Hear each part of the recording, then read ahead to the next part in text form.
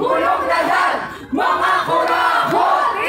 Kulong lahat, mga kurakot! Grabe, napakalakas ng panawagan natin ngayon at sana mapulabog po natin at sana magising ang lahat ng nasa gobyerno na hindi na takot ang mga Pilipino.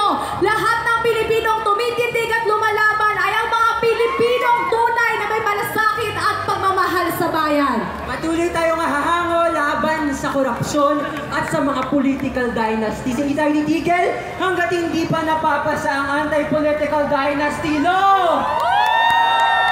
Mag-ingay mo na ang ayaw na sa korupsyon!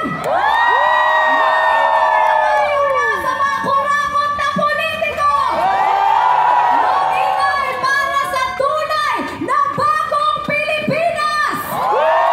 Ang tunay na bagong Pilipinas ay gawa ng Pilipino.